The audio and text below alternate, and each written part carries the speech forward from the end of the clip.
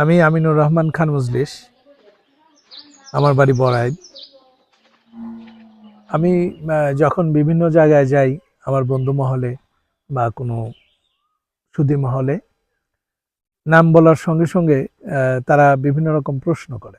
কারণ খান মজলিস এই নামটির সঙ্গে অনেকেই পরিচিত না। কেউ মনে করে থাকেন যে এটা আমার নাম, কেউ বা মনে করেন ফ্যামিলি নেম, কিন্তু কিভাবে হলো এটা কেউ বুঝতে পারে না।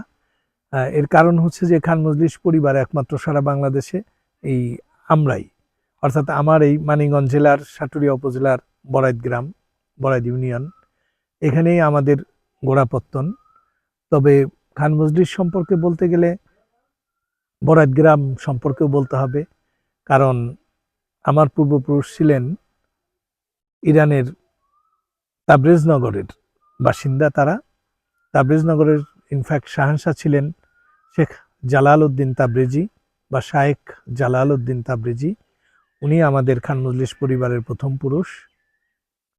উনি শাহানশাহ থাকা অবস্থাতেই উনি ধর্মের প্রতি অনুরক্ত হয়ে যান। এবং আপনারা জানেন বাংলাদেশে আরেকটি পরিবার আছে, সোহরাওয়ার্দী পরিবার। তারাও খুব বিখ্যাত পরিবার, তারাও ইরান থেকে আগত, হোসেন শহীদ সোহরাওয়ার্দীর পরিবার। তো সেই পরিবারের শেখ শিহাবুদ্দিন সোহরাওয়ার্দী অনেক বড় আলেম ছিলেন। শেখ জালালউদ্দিন তাবরেজি শেখ শিহাবুদ্দিন সোহরাওয়ার্দীর শিষ্যত্ব গ্রহণ করেন এবং তার সাথে সময় কাটাতে থাকেন। এক পর্যায়ে শেখ শিহাবুদ্দিন সোহরাওয়ার্দী শেখ জালালউদ্দিন তাবরেজিকে ভারতবর্ষে আসার জন্যে নির্দেশ দেন। উনি ওস্তাদের নির্দেশ মতো পশ্চিমবঙ্গে চলে আসেন। পশ্চিমবঙ্গের পান্ডুয়াতে এখনও তার খানকা শরীফ রয়েছে, উনি যেখানে ধর্মচর্চা করতেন। তো আমরা যতদূর জেনেছি যে শেখ শিহাবুদ্দিন সোহরাওয়ার্দী যখন আসেন পশ্চিমবঙ্গে, তখন বাংলার শাসনকর্তা ছিলেন লক্ষণ সেন। তো লক্ষণ সেন আগে থেকেই জানতেন ওনার যে গণকের মাধ্যমে ওনার যে ভবিষ্যৎ সম্পর্কে ধারণা নিতেন, সেই গণক ওনাকে বলেছিলেন যে এখানে শেখের আগমন ঘটবে এবং আপনার পতন ঘটবে। তো শেখ জালালউদ্দিন তাবরেজি এসে বনের মধ্যেই উনি ছিলেন, উনি ধ্যান করতেছিলেন। একদিন শিকারে যান লক্ষণ সেন এবং সেখানে উনি ওই দরবেশকে দেখতে পান, শেখ জালালউদ্দিন তাবরেজিকে। তাবরেজনগর থেকে আসছিলেন উনি, এই জন্য ওনার নামের সঙ্গে তাবরেজি শব্দটা যুক্ত হয়। তো উনি তখন ওনাকে চার্জ করেন লক্ষণ সেন যে আপনি এই বনের ভিতরে আসছেন, আপনি কে? তো জালালউদ্দিন তাবরেজি লক্ষণ সেনকে বলেন যে তো এই এলাকায় আসতে গেলে কি তোমার পারমিশন নিতে হবে? উনি বলে যে হ্যাঁ। তো দূরে দিঘিতে একটা বক তখন মাছ শিকার করতেছিল। তখন শেখ জালালউদ্দিন তাবরেজি ওনাকে বলেন যে ওই বক কি যে মাছ শিকার করতেছে সে কি তোমার পারমিশন নিছে? তখন উনি উনি ওনাকে পাগল আখ্যা দেন যে আপনি একটা পাগল, বক কি কখনো মানুষের পারমিশন নিতে পারে? বক কি ভাষা বুঝে? তখন উনি বলেন যে হ্যাঁ, বক ভাষা বুঝে, এই দেখো। তখন উনি বককে দূর থেকে ডাক দিয়ে বলেন, এই বক তুই চলে যা। তো বকটি উড়ে চলে যায়। তখন এই শেখ ইয়ে লক্ষণ সেনের মনের মধ্যে ওই গণকের যে ভবিষ্যৎবাণী ছিল সেইটা ওনার মধ্যে আসে যে হয়তো এই সেই আউলিয়া যে আমাকে তাড়ায় দিবে, আমাকে মেরে ফেলবে।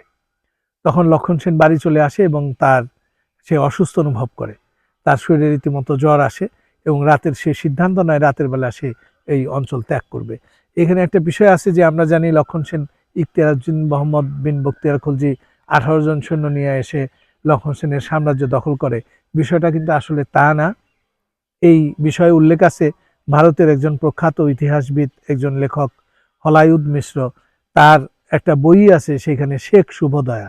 এটা কিন্তু এই শেখ মানে এই শেখ জালালউদ্দিন তাবরেজি, এই শেখের আগমন উপলক্ষেই সে এই বইটা লিখেছিল এই হলায়ুদ মিশ্র। যাই হোক, পরবর্তীতে উনি পশ্চিমবঙ্গে স্থায়ী হন এবং খানকার শরীফ করেন পান্ডুয়াতে, যেটি এখনো আছে। তো উনার বংশধরেরা এক পর্যায়ে শেখ আব্দুল ওহাব, শেখ আব্দুল ওহাব উনি মুঘল দরবারের সঙ্গে সংশ্লিষ্ট ছিলেন, হয়তো বা সভাসদ ছিলেন বা এরকম কিছু। তো সেই আব্দুল ওহাব, শেখ আব্দুল ওহাব, উনি মোগল দরবার থেকে যখন বিদায় নেন তখন তাকে সালিম প্রতাপের অন্তর্গত এই বরাইত, বরাইত ছিল না আসলে, তখন এটাকে বলা হতো বারাত, বারাত মৌজাটি উনাকে শিক্ষা বিস্তারের জন্য উনাকে দান করা হয় মাদাদে মাস ল্যান্ড হিসেবে শিক্ষা বিস্তারের জন্য। তো এখানে এসে উনি বসবাস করেন। এই সালিম প্রতাপ ছিল ময়মনসিংহ, তখন ঢাকা ছিল না, তখন ঢাকাও এই সালিম প্রতাপের অন্তর্গত ছিল। ফরিদপুর, ঢাকা, টাঙ্গাইল সমস্ত এলাকা ছিল তখন সালিম প্রতাপের অন্তর্গত। তো উনি এখানে বসবাস করতে থাকেন এবং এইখানে এই ধলেশ্বরীর পারে এই বরাইত মৌজাটা সম্পূর্ণরূপে উনারই।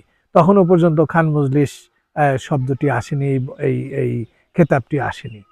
তো ওনার পরবর্তী বংশধর আব্দুল ওহাবকে যে সম্রাট শাহজাহান বরাইত মৌজাটি দান করেন, সেই ব্যাপারে একটা একটা ফার্সি করা আছে, এটাকে কি বলে, যে ওয়াসিয়তনামা হয়তো। তো এইটা আছে, এটা ঢাকা বিশ্ববিদ্যালয়ের ফার্সি বিভাগের গোলাম সামদানি সাহেব এটাকে বাংলা করে দিয়েছেন। তো আমি পড়ি, হাকায়েক ও মারিফ আগা উইদিন ব্র্যাকেট, যাহার আত্মা স্বর্গীয় ও পার্থিব বহাল, শেখ জালাল তাবরিজির বংশধর শেখ আব্দুল ওহাব প্রমুখকে তাদের ভরণ পোষণের নিমিত্ত পরগনা সালিম প্রতাপের অন্তর্গত বহিঃসীমানা মৌজা বরাই সহায়তা দ্বারা দান করা হলো।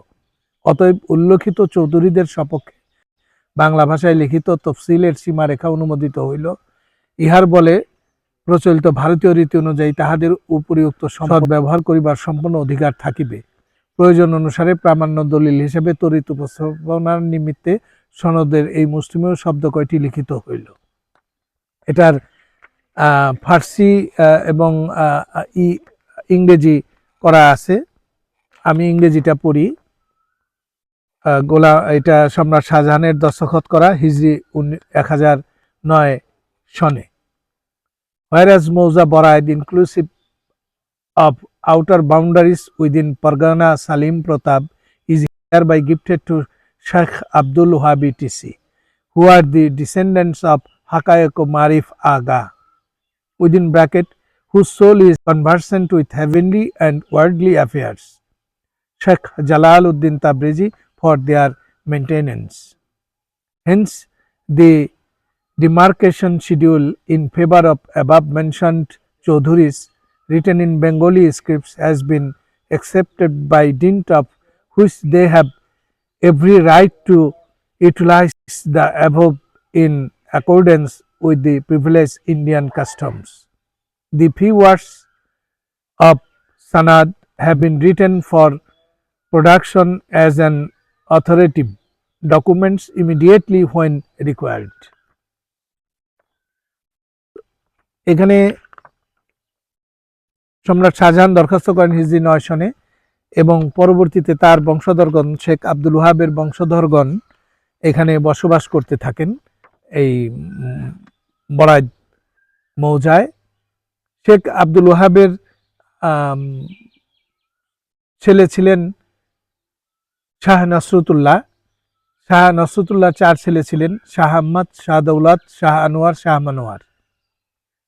প্রথম ছেলে শাহ আহমদের ছেলে শেখ আবদুল্লাহ বা শাহ আবদুল্লাহ, ইনি খান মজলিস উপাধি লাভ করেন। ইনি মুঘল সম্রাটের নিকট থেকে খান মজলিস উপাধিটি লাভ করেন এবং শেখ আবদুল্লাহর খান মজলিস উপাধিটি এটা বংশ পরম্পরায় দেওয়া হয় বিধায় এটা তার বংশধরগণ, অর্থাৎ আমরা এখনো পর্যন্ত আমাদের নামের শেষে খান মজলিস পদবিটি ব্যবহার করে থাকি।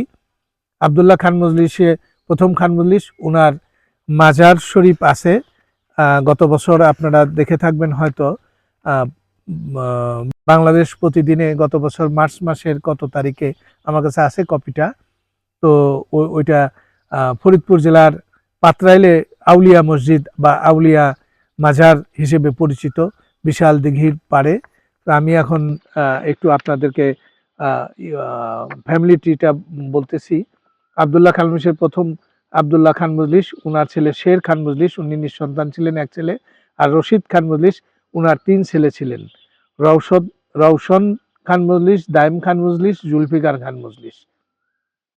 রওশন খান মজলিসের 8 ছেলে মাহতাব, মোজাফফর, খোদাদাদ, করিম, মোমরেজ, পল্টন, তুফান, হুশিয়ার। আর বাকি 2 ছেলে দায়েম এবং জুলফিকার। আমি এই দুটো আপাতত এড়িয়ে যাচ্ছি। আমি যেহেতু রওশন খান মজলিসের ধারায়, আমি সেটা আপনাদেরকে জানাচ্ছি। রওশন খান মজলিসের ছেলে তুফান খান মজলিসের ছেলে সনি খান মজলিস, তার ছেলে আব্দুল মুতালিব খান মজলিস আমার দাদা। আব্দুল মুতালিব খান মজলিসের ছেলে আব্দুর রহিম খান মজলিস আমার বাবা। আব্দুর রহিম খান মজলিসের ছেলে আমি আমিনুর রহমান খান মজলিস। আমরা 5 ভাই। নুরুল হক খান মজলিস, ওমর ফারুক খান মজলিস, আমি আমিনুর রহমান খান মজলিস, সিরাজুল হক খান মজলিস ও আলী নূর খান মজলিস। আমার ছেলে আর রাফি খান মজলিস ঐক্য। এই পর্যন্ত আছে আমাদের। আর আমি বড়াইগ্রাম সম্পর্কে আমি আপনাদেরকে একটু ধারণা দিতে পারি। বড়াইগ্রামে খান মজলিসরা বসবাস করে, এটা তাদেরই আদি গ্রাম। এখানে তাদের পাশাপাশি আরো অনেক সম্প্রদায়ের লোকজন বসবাস করেন। এই গ্রামে 18 জন শহীদদের মাজার ছিল, যেগুলি সবই বাংলা 1292 সালে নদীর ভাঙনে বিলীন হয়ে যায়। নদী তীরবর্তী বিধায় গ্রামটি একাধিকবার ভাঙনের মুখে পড়ে। 50 দশকে ধলেশ্বরী নদীর ব্যাপক ভাঙনের সময় নদীর পূর্ব তীরস্থ এই গ্রামটিতে ছিল 60 ঘর বিশিষ্ট ভদ্র পরিবারের বসবাস, এবং এরা সবাই ছিলেন পরস্পর আত্মীয়তার সূত্রে আবদ্ধ। শিক্ষা দীক্ষা, ভদ্রতা, শিষ্টাচার, সংস্কৃতি, ন্যায়নিষ্ঠা, মূল্যবোধে গ্রামটি ছিল আদর্শের প্রতীক, অনুকরণের পথিকৃৎ।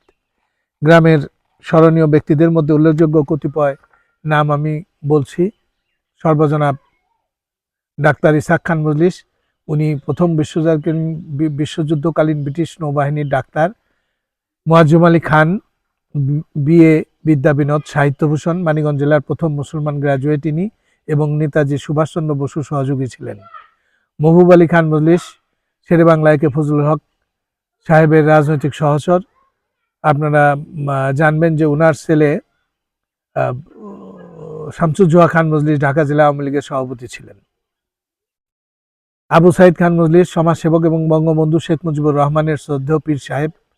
Professor doctor A K M. সিদ্দিক, পদার্থবিজ্ঞানী ও ঢাকা বিশ্ববিদ্যালয়ের ভারপ্রাপ্ত ভাইস চ্যান্সেলর ছিলেন। ডাক্তার আবুল মসুদ খান মজলিস, উনি বিশিষ্ট চিকিৎসক ছিলেন, অনেকেই ওনাকে চিনেন ডাক্তার খান মজলিস হিসেবে। দাউদ খান মজলিস শহীদ রাষ্ট্রপতি জিয়াউর রহমানের তথ্য উপদেষ্টা ছিলেন। এছাড়া গ্রামের কৃতি সন্তানদের মধ্যে রয়েছেন অনেক প্রখ্যাত ডাক্তার, বিজ্ঞানী, শিক্ষাবিদ, রাজনীতিবিদ, আইনজ্ঞ, সমাজকর্মী, সরকারি বেসরকারি উচ্চপদস্থ কর্মকর্তা। স্বাধীনতা পরবর্তী সময়ে এই গ্রামের 3 জন কৃতি সন্তান বাংলাদেশ জাতীয় সংসদের সদস্য নির্বাচিত হন।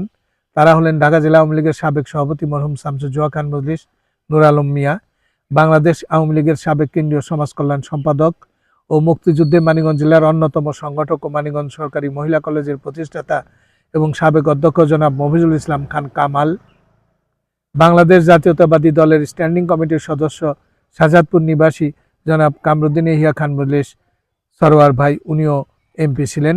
এখানে আরেকটি বিষয় আমি উল্লেখ করি যে আমাদের খান মজলিস পরিবারের একটি অংশ শাহজাদপুরে ওনারা সেটেল করেছেন, ওনারা ওই অঞ্চলে অনেক বিখ্যাত। ছোট একটি গ্রামের 3 জন কৃতি সন্তান জাতীয় সংসদে প্রতিনিধিত্ব করা বাংলাদেশের প্রেক্ষাপটে একটি বিরল দৃষ্টান্ত বটে। আমি মনে করি এরকম দৃষ্টান্ত আর বাংলাদেশে নাই, যে একই গ্রাম থেকে 3 জন এ পর্যন্ত স্বাধীনতার পরে এই অল্প সময়ে 3 জন সংসদ সদস্য নির্বাচিত হয়েছেন। 1940-এর দশকেও প্রাচুর্য আনন্দে ভরপুর ছায়াশুনিবির এই গ্রামটি অত্রাঞ্চলের মধ্যে শ্রেষ্ঠত্ব ঐতিহ্যমণ্ডিত গ্রাম হিসেবে বিবেচিত হতো। গ্রামটি উত্তরপাড়া ও দক্ষিণ পাড়া 2 ভাগে বিস্তৃত ছিল। উত্তর পাড়ায় মসজিদ এবং দক্ষিণ পাড়ায় বাজার ছিল। 2 পাড়ায় যাতায়াতের জন্য চওড়া একটি হালট ছিল। বেশি চওড়া হালটটি সাটুরিয়া থানা সদর পর্যন্ত বিস্তৃত ছিল। খান মজলিস পরিবার ছাড়াও এখানে খান সাহেব, কাজী সাহেব, চৌধুরী সাহেব প্রমুখ ভদ্রলোকের বসবাস ছিল। এনারা বৈবাহিক সূত্রে অথবা আত্মীয়তার সূত্রে গ্রামের প্রতি আকৃষ্ট হয়ে এখানে স্থায়ীভাবে বসবাস গেড়েছিলেন।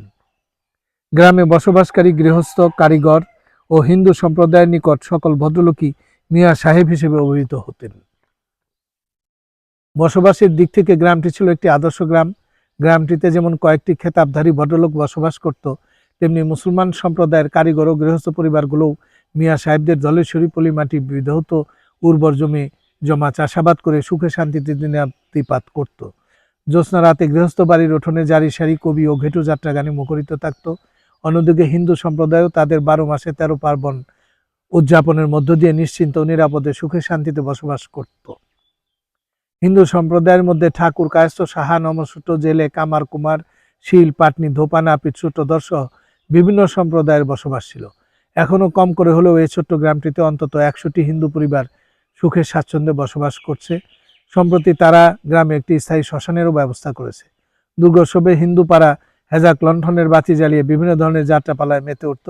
এখনো এখানে নিয়মিত অষ্টপ্রহর, মহানাম কীর্তন ও বিচার গানের আসর বসে।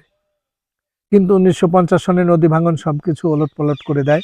খানমুজিস পরিবারের অধিকাংশ ঢাকার গণকটুলি, যেটি বড়াইত লেন নামে পরিচিত, সেখানে কেউ কেউ মানিকগঞ্জ তৎকালীন মহকুমা শহর, কেউ কেউ বৈবাহিক সূত্রে সিরাজগঞ্জ, শাহজাদপুর, টাঙ্গাইলের আতিয়া, ঢাকার নবাবগঞ্জ ও ধামরাই স্থায়ী হন। কিছু পরিবার অসঙ্গতি অথবা জন্মভূমির মায়ার টানে গ্রামে থেকে গেলেও তারা বংশীয় ঐতিহ্য ধরে রাখতে যখন চরমভাবে ব্যর্থ, তখনই বংশ গ্রামের ত্রাণকর্তা হিসেবে আব্দুল আউয়াল খান মজলিস ঘটু মিয়া সাহেবের আবির্ভাব ঘটে। তিনি নিজের পাশাপাশি মোয়াজ্জেম আলী খান মজলিস, সম্রাট মিয়া, মহিদুর রহমান খান মজলিস, মোহন মিয়াকেও গ্রামে স্থায়ীভাবে ফিরিয়ে আনেন। স্থায়ীভাবে তার সহযোগী হিসেবে আহমদ আলী খান মজলিস, সুটকা মিয়া, আব্দুল করিম খান, জজ মিয়া ও রহিল আলম খান গোলাপ মিয়াকেও লক্ষ্য বাস্তবায়নের সহযোগী হিসেবে বেছে নেন। 1968 সনে চিরকুমার আব্দুল আউয়াল খান মজলিস ঘটু মিয়া বিএবিটি ডিপিআই চাকুরি থেকে অবসর নিয়ে বরেদ গ্রামে স্থায়ী হন। মানসম্পন্ন ও আধুনিক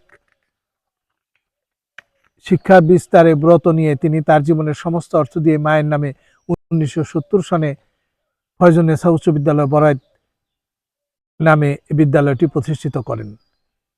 আমি নিজেও এই স্কুলের ছাত্র এবং বিগত 3 টার্ম আমি এই স্কুলে সভাপতির দায়িত্ব পালন করেছি। আমরা বরাইত গ্রামে স্থায়ীভাবে আমরা 5 ভাই কেউ বসবাস করি না। আমার আব্বা রিটায়ারমেন্টের পরে আব্বা আম্মা এখানে বসবাস করতেন। এটি আমাদের বসত বাড়ি। আমরা এখনো বাড়িটি মেনটেন করি কেয়ারটেকারের মাধ্যমে। আমার বাড়িতে আমরা ঈদ করার চেষ্টা করি সবাই। এইবারও আমি ঈদে আসছি আমার ছেলের বউ এবং আমার স্ত্রী ডক্টর সৈয়দা ফারহানুর চৌধুরী, ওনাকে নিয়ে আমরা ঈদ করব এখানে ইনশাল্লাহ। যত অনাড়ম্বরই হোক, আমি এখানে ঈদ করে তৃপ্তি পাই। আমি আসি, আমার গ্রামবাসীর সঙ্গে মেলামেশা করি, তাদের সঙ্গে সময় কাটাই। নদীর ওপারেও আমার মেজো ভাই ফারুক খান মজলিস, উনি প্রবাসী, অর্থবিত্তের মালিক। উনি ওপারেও একটি বাগান বাড়ির মতো করেছে, প্রিয়ন্তী প্রাঙ্গণ, সুন্দর, বেশ বড় জায়গা, 25-20 বিঘা জায়গার উপরে। আমাদের বাড়িতে আমরা মানুষের সেবায়, এই পাশে আমার মেজো ভাই এই মাদ্রাসাটি করেছেন আমার আব্বার নামে, আব্দুর রহিম খান মজলিস হাফিজিয়া মাদ্রাসা।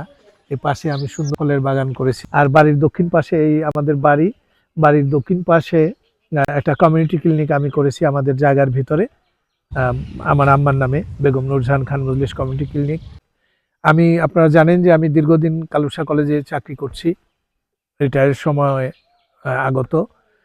ওখানেও আমাদের সৌভাগ্য হয়েছে পারিবারিকভাবে, সম্পূর্ণ পারিবারিকভাবে আমার আব্বা আম্মার নামে যে একটা ফাউন্ডেশন আছে, সেই ফাউন্ডেশনের তরফ থেকে সম্পূর্ণরূপে আমরা একটি পাকা একতলা মসজিদ, 4তলা ফাউন্ডেশন আমার কলেজ ক্যাম্পাসে আমরা করেছি। আমরা সবাই পারিবারিকভাবে এবং বংশীয়ভাবে এবং গ্রামের তরফ থেকে আপনাদের সকলের দোয়া করবেন, আমরা যেন আমাদের বংশের মান মর্যাদা এবং গ্রামের ঐতিহ্যকে ধরে রাখতে পারি এবং গ্রামে সবাই সুষ্ঠু সুন্দরভাবে শান্তিতে বসবাস করতে পারি। আল্লাহ হাফেজ।